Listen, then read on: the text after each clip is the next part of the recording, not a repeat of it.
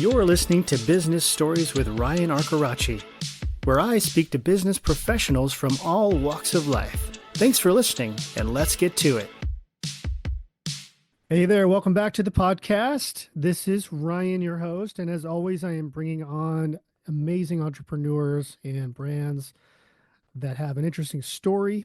So I am excited to bring on Babz and Michael Barnett with the Romp and Roll franchise. It's got such a great story, good people behind it. So thank you both for being here. Let's talk about you both, how this whole idea came about and what spawned this brand to take off. Well, thanks for having us on, Ryan. Yeah. It has been 20 years ago. Michael and I were starting a family, and we had our first, who is our son, Zach, and I made that my full-time job. I decided to stay home with him, and I was going all around town with him, going to art classes and music classes and gym classes, and just, constantly trying to fill his time, fill my time to get out of the house, offer him, experiences to help him learn and grow. And then I realized, wow, I'm just running around a lot. Why couldn't all of this be under one roof? And when we were going to these classes, it was great because I was connecting with other parents, but the curriculum and the activities kind of fell flat with me. I didn't get a lot of customer service or nurturing or caring from some of the facilities that we went to. And I would come home, and Michael would, working full time, but working from home, he would ask me, how was it? And I said, it was good, but there's a lot of running around, and I think I could do better. And around that time, we were also looking to get out of corporate America. I had stopped to have Zach, but Michael was still in the throes of it. And we were looking at franchise concepts. And it kind of was one of those times that I came home and I'm like, it was okay, but if I had a company like this, I would do X, Y, and Z. My mom was an educator, and I was very much into educating Zach and making sure, he was getting all the nurturing and the exposure to activities as possible. And we kind of looked at each other like, wait a minute, we're looking to start something. Why don't we look into something in this field? Early childhood is near and dear to my heart because of my mom. It was something that I was brought up in. And instead of going here, there, and everywhere around town, why couldn't we create something that was, all encompassing? And that's where the spark and the light bulb kind of went off of both of our heads. And I'll let Michael jump in a little bit on, he was working full time in a company, and, I was trying to pull him into my idea. And I was just minding my own business, and I was a partner at a marketing agency, and just got really wrapped up in this idea, and honestly felt like I would take a little sabbatical to help her get this one location off the ground or what have you, and figured at some point I'd go back to my marketing career. But here we stand 20 years later, and international franchise development and locations, growing all over the United States and whatnot. But I'd say the other part to our founder story that maybe you'd find interesting, or maybe your listeners, is that neither Babz or I have direct experience in early childhood education. Babz came from a family that did, and actually I did as well. My mom was also a teacher, but we were both sales and marketing leaders in our careers prior to Romp and Roll. And I honestly think that that's one of the things that has made our company great all these years. We immediately recognized what we wanted from a parent's perspective. And we can talk a little bit more about what makes Romp and Roll unique, because where we started and where we are today isn't all that different. But what we brought to the table that, I think is lacking perhaps in some other startups is really that passion and that expertise for sales, marketing, and customer service. We immediately hired somebody with her master's degree in early childhood education to take the vision that we had, what we wanted for our own kids, and we said, this is the vision, make this all educationally legit. And she wrote a curriculum for us, and that's what we got started with. But boy, we outsold and outmarketed everybody else when we started the business. Well, also we with her help, we did come up with a unique concept in the early childhood space. Yeah. So that helped having the product. But we also had the business background. Michael did he didn't mention it, but he helped write a business plan for another company, and so he had that background as well, which did help exponentially when we were, trying to kick this off the ground. So it's interesting with you too, because there's a lot of these sort of play gym concepts out there, but I think you both have one that's really blown up and been more successful than most.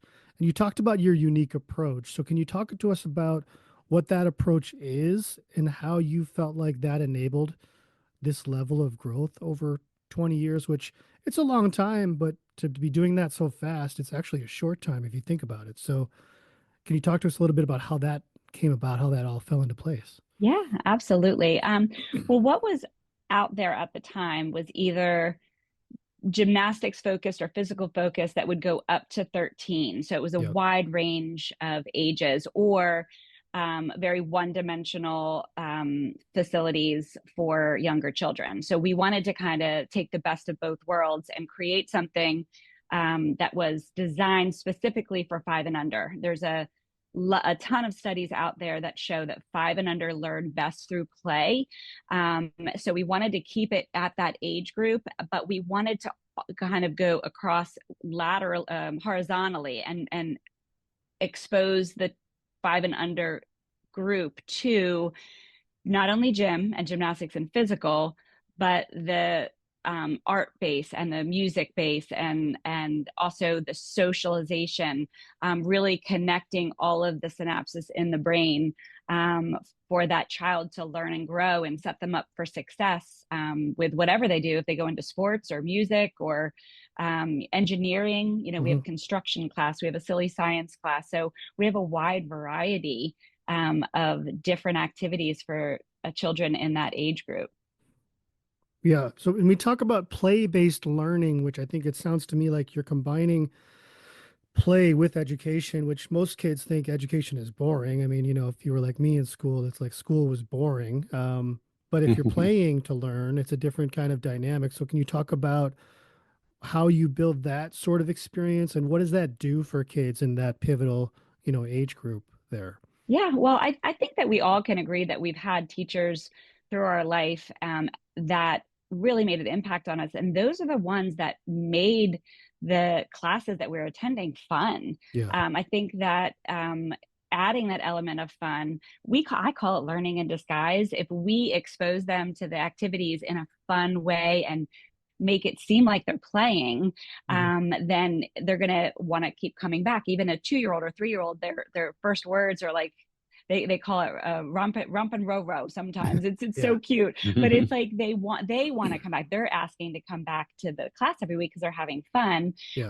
and at the same time, the parents feel really good because they see, and we explain in our classes everything that the child is working on. So our instructors say, all right, kids, this is what we're doing. Parents, this is what we're working on. Hmm. So the parents are excited because the kids are having a blast, but they know that they're getting all a variety of benefit from whether they're taking a gym class, a music class, an adventure class, which is, you know, um, pirates or superheroes. Yeah. They're everything that we do at Romp and Roll.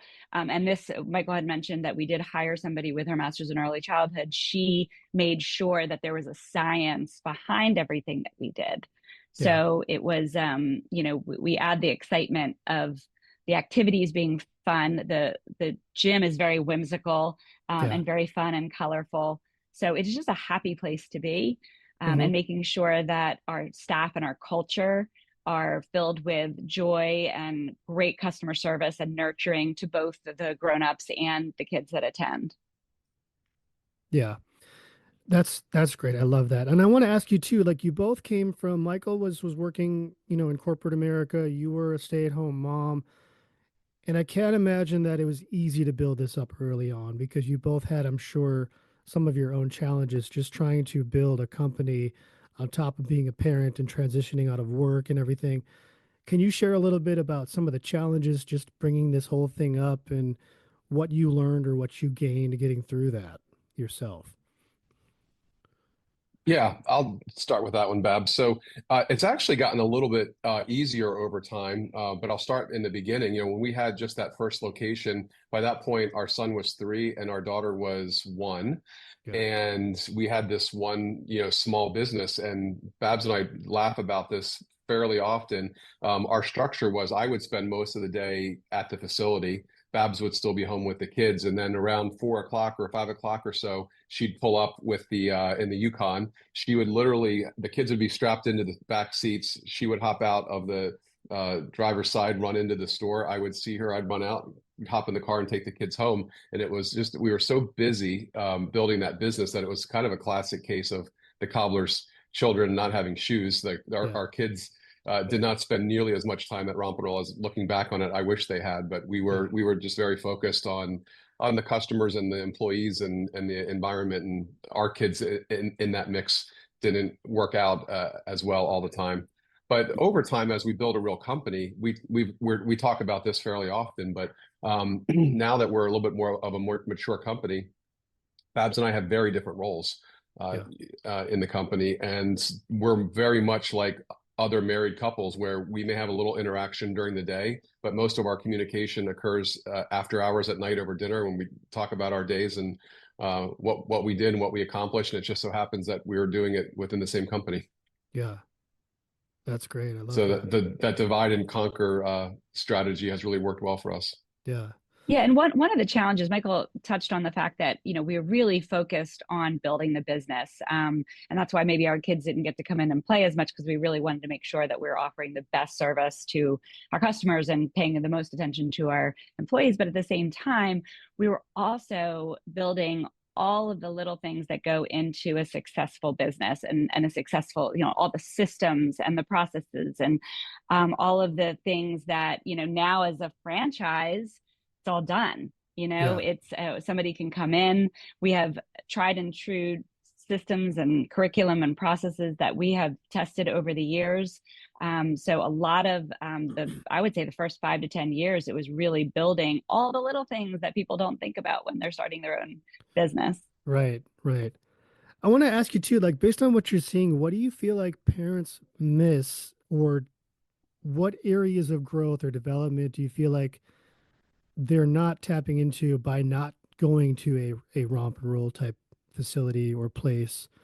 Are there, do we feel like maybe in parenting today, we're kind of, we're just putting our kid in front of a screen and they're not really getting out there and interacting socially. They're not learning. Like what are you seeing are the common challenges there with parents these days with that age group? Um, there are parents that don't join our system because they're like, oh, I can do that at home. And what they're Yeah. missing is that, and you tapped into it, it's that socialization. And it's Yeah. not just the socialization for the children to be around other children their age, but it's also introducing the children to what a teacher is or what an instructor is. It sets them up for success when they go into school. Yeah. It's also really important for the grown-ups to get out of the house and socialize with Yeah. other parents that have children the same age. So it's not just gym, art, and music classes, birthday parties, and special events. It is a community where we wanted to kind of build a third space where families can go and connect, because we don't have that as much in today's society. Right. Where you can go to one place and you can find other families that have children around the same age. Yeah. And that connection, there's, so it's such important, it's so important for our community for Yeah. those connections to happen. Yeah. You brought up too this whole situation. I don't know if it was early on in the business where you guys were on the first season of Shark Tank, which I thought was pretty cool. Can you talk to us a little bit about the story of that and what that experience was like for you both? Yeah, so I was just poking around this new thing called Twitter. I mean, Yeah. we're on the first season, which was now I think 15 or 16 years ago. So Right. this goes a ways back. Yeah. But I was just poking around on Twitter and I saw something from Mark Burnett Productions looking for entrepreneurs to be on a reality show. And I thought to myself, well, I'm an entrepreneur and I would like to be on a reality show. So sent our information in, and 2 days later, I had a voicemail from somebody from Mark Burnett Productions, and I thought Yeah. I thought somebody was pulling a prank on me. Yeah. But It no, was they funny. called, and yeah. It was funny because at the time we were both during this time we were both working from home. So I had my office set up in part of the kitchen, and he had Yeah. his office set up in another room. And Yeah. he pokes his head out and he goes, "What do you think?" And I'm like, "Yeah, let's do it. Let's try it." But not ever thinking that we would actually get on the show. Yeah. So it was a little bit of a shock. The Yeah. interesting thing back then is they were really, kind of searching for people to be on the show. I guess not that they don't search now, but now, of course, you hear these stories of the tens of thousands of people that are showing up to be on that show. Yeah. And I feel like we were so early, we kind of just waltzed our way in. And they flew us out to LA to film. And one of the funny parts of the story is we had no idea Shark Tank hadn't aired. So Yeah. all we knew is that we knew the general concept, of course, but we'd never seen the show. The very first episode aired the night before we filmed, and we watched it from our hotel room. And I thought Babz was going to kill me. She's like, "What have you gotten us into?" Like, are you kidding me? Yeah. That your so that was not the episode you were on, or was that the episode you were on? That was the episode. We were on the first season, but the first episode ever of Shark Tank aired the night before we filmed ours. Wow. So when I agreed to this, Ryan, I had no idea what I was agreeing to. And then here is the show and the sharks, and it was very intimidating. Yeah, I was going to ask you. You thought it was just a weekend in LA. What was that feeling like, just walking up there in front of them? I can't imagine, the butterflies, or just thinking like, well, why am I here? How did I get here? Like, what was that feeling like to be there like that? I may have had a little perspiration on my forehead. I'm told that especially now that it's being shown in HD, it's been more obvious. I'd say we were a little nervous. It was very surreal because again, I feel for the people that are on it now, because I feel like now we didn't know them. We didn't know the people when we filmed. They were just 4 or 5 random people. Mark Cuban wasn't on then. Yeah. Barbara Corcoran was a name we knew. I think maybe that was it. Maybe Damon John we knew, but anyway, they put us through some rehearsals, so we had our pitch down pretty good. We had no idea what questions were coming, and a lot of people don't realize, I assume it's the same way now, but we were in front of them for almost an hour and a half, talking, bantering back and forth, just like we are with you right now. Yeah. And that got edited down into whatever it was, 10 or 12 or 15, whatever it was. Yeah. And we had no idea what was going to be on the air until it aired, until our episode aired. Wow. And we had a house full of we like to say we like to say we saved Shark Tank, because actually, it got the series got canceled after 6 episodes, and we were episode number 8. And so they announced, we watched the first 6. They said it wasn't being picked up, and we thought, well, that was a fun weekend in LA. Yeah. And then all of a sudden it came back, and we were episode number 8. So we like to say we helped turn things around for them. Yeah. And you were saying, Babz, you gathered some friends and family over. Like, what was the reception like with family? Oh, it was hysterical because one of my friends gave me the idea of buying Nerf guns so we could shoot the sharks on the TV. So we had no idea. And I think I have to tell you, I think I was glistening more when all our friends were there watching it with us than I was in front of the sharks, because I was like, what are they going to air? Because I knew how everything happened and what was said, but you never know with editing what's going to happen. So and I think it's just hard to watch yourself if this is not your career. It's hard to watch yourself, hear yourself talk, or watch yourself talk. I'm my own worst critic. So but we made it fun. And what was the overall reception with them, the judges? Did you have a good kind of good feedback from them? Did you feel like they were receptive to what you were doing? Any good advice there or anything? Or yeah, I'd say the reception was very good. Mr. Wonderful and Robert Herjavec went in on an offer with us, which we ultimately turned down. I don't know that they do that so much anymore, but in the beginning, the entrepreneurs, I think, regularly would negotiate and then walk away, and that's what we did. They wanted way more than we would consider, but I think Mr. Wonderful's parting words as we were walking back down the hallway was that he really liked it. I think he said, and I always thought that should be a quote on our website or something, but we never done that. Yeah, but yeah. Yeah. Yeah, Romp and Roll. I really liked it, Mr. Wonderful. There you go. So let's talk a little bit about too, like innovation and the future of romp and roll and technology. I know with all this stuff going on with technology, with AI and all the tech out there, are you incorporating any technology into the educational part of the brand, or what is your stance on what you're doing with tech right now with the brand? We just had this conversation in a meeting before about an hour ago.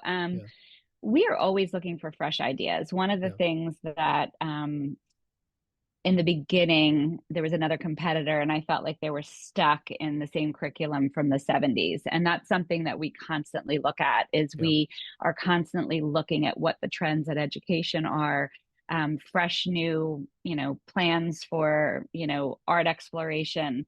And I think that AI is making it easier. All that information has always been out there, but using AI to do a little bit more research so we can make sure that we're staying on the cutting edge of education and childhood development. I yeah. think that's been a nice bonus for us as we try. We're always going to try to keep our finger on the pulse of trends of trends in families too, and Yeah, moms and what they're looking for. yeah, yeah. I As can't we say kind we've of, come up with any huge hacks on AI, but we certainly, like most small business owners, we're leaning into it on some of our marketing mhm, and some of our customer replay. We use it to respond to Google reviews and yeah, all that kind of stuff. It's incredible. It's been incredibly helpful just there. And then, like Babz said, I think we're just sort of on the cusp of figuring out how we can lean into it more in terms of the product itself. And just in the little bit that we've explored so far, I think there's some really exciting possibilities there for us. yeah, totally. I think you're really growing, and this is a great time to be embedded with marketing and technology, and AI can do so much in every aspect of business. So it's crazy. As we kind of wrap this up, I want to ask you both just to give everybody listening some insights on if they're in a similar situation you were 20 years ago. If you look back where you are now and you look back on yourselves back then, what are some just sage words of advice for people that are building a brand or just building a small business in its infancy? What are some things you can share that you've learned from the challenges and the things you've learned over time growing this brand to where it is today? It's a great question. I think the first thing I always think of, kind of in that realm is just how different franchising is from whatever the business is that you've created that you're about to franchise. And I Yeah, think a lot of people get into franchising specifically without any real understanding as to what that is. yeah, It's I think from the outside looking in, it's one of those how hard can it be type of situations. And yep, for anybody listening who's in that mindset, I can tell you we're 20 years in and we're still learning. And thank goodness for the IFA and all of the connections and the education that we continue to get from organizations like that and yep, all the other conferences that we try to attend through the year. But I would say, specifically to an entrepreneur who's thinking about franchising their company, is do a deep dive into what the franchise model is and the franchising community is the most open community you can imagine. yeah, You could literally get the founders of name household brands on the phone and they'll tell you their story and they'll answer the same question and tell you what they've learned. But I would say you got to figure out the franchise model before you get too far into it. The other thing unique to franchising that I think we've learned is it's always more expensive than you think it's going to be, and it's going to yeah, take longer than you think it's going to be, and you're going to have more failures than you think you are. yeah, And I think a lot of that goes into just as the franchisor knowing who it is that you really want in your system, the kind of markets that you want to enter into, the type of training and support you're going to be able to provide to them. I remember after our very first training session, one of our first franchisees, the first feedback he said was, "You guys have made this so easy." And Babz and I took that as a real badge of honor. yeah, And it wasn't until much later that we realized that was a terrible takeaway. You yeah, never want your franchisees leaving initial training thinking, boy, we got this in the bag. This is yeah, this is going to be a walk in the park, because any business is just so much hard work, and particularly being an early franchisee of a new franchise brand, it's really, really hard. yeah. Anything you want to add there, Babs? Yeah, I mean, it's building a whether you're creating a franchise model or a franchise company, or whether you're just starting your own business, it's really putting a lot of hard work and blood, sweat, and tears in the front end and building a very strong foundation. And we grossly underestimated the amount of time it would take to build this company. But we built it on a very strong foundation. And if we did not do that, and we did not put the hours in and the time in and the passion in the beginning, we would probably still not be here. But that would be my big piece of advice, is just prepare yourself for the first year and a half to really build that strong foundation and put a lot of work in the front end. Yeah. Well, thank you both for coming on. This has been a really great story. It's always nice to talk to you. So if people are interested in looking into owning a Romp and Roll location, or they're interested in getting involved with their children, what's the best way to reach you both? Our website is rompandroll.com, ROMP, the letter N, ROLL.com. We're active on all the social media channels, or you can reach Babz or I directly at info@rompandroll.com would probably be the easiest way to do that. Great. Michael and Babz Barnett, Romp and Roll, thank you so much for being here. I wish you both the best, even though I don't think you need any luck. You're doing amazing out there. So I hope we can keep in touch, and thank you again for coming on the show. Thanks, Ryan. It was great. Hey, this is Ryan with the Business Stories Podcast. And if you're a franchisor, franchise consultant, broker, or just a small business owner, you've got to check out clienttether.com. It's an amazing sales automation tool that is revolutionizing the industry. If you want to learn more, go to clienttether.com and inquire within.